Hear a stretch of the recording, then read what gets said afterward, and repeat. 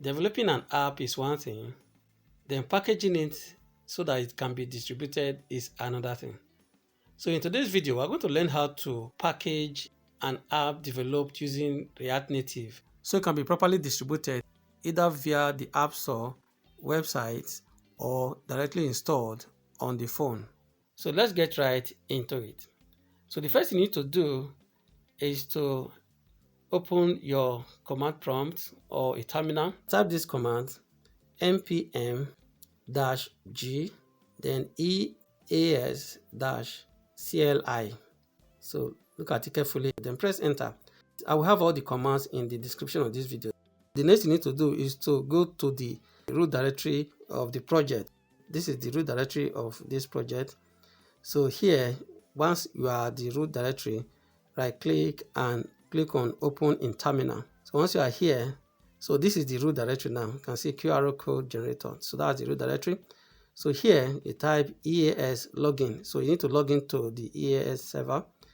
Then you press enter. I will enter the username or email, then enter the password. So just so you know, so you need to first create your account in their web platform. So you go to expo.dev, then create account. So the account you create there, you just to come and log in here. I will now log in with the account I created in expo.dev. So you can see that now I'm logged in.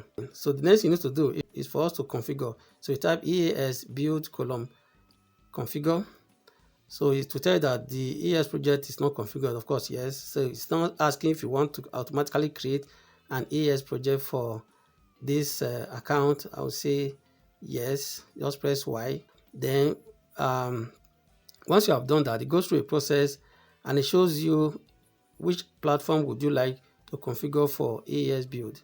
So first, in this particular example, I will use Android. So just navigate to Android using down arrow key and press enter. So it gives you this. So it's not saying run as build when you are ready to create your first build.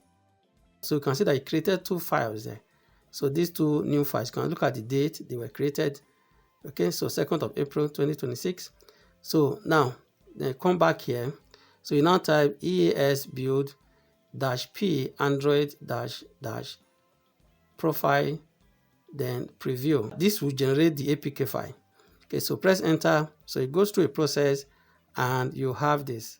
So it's not saying that would you like your Android application ID to be this? Of course, yes. I don't need to make any change there. So I'll just press enter. So to accept that name, it's not saying using remote Android credentials, which is in Expo server. Of course, I'll say yes. So press Y on your keyboard. Then it goes through another process. So it may take a little time because it needs to connect to the cloud. Now it goes through the process.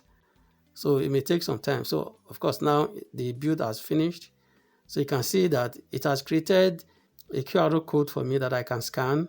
Then of course, the same thing you can also do if you just copy the address or you click on it. So I just clicked on it and see where it took us to. So I went to that address from my phone and I downloaded it, click on that install, and it downloaded in my phone. So I will just change the name to a more suitable name. I'll click on OK. I will touch OK because I'm using my phone now. So I will just install it.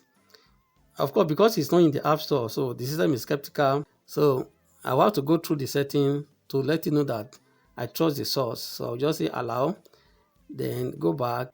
So install. So it scans the app, then it says that it's safe. Then I'll just touch install.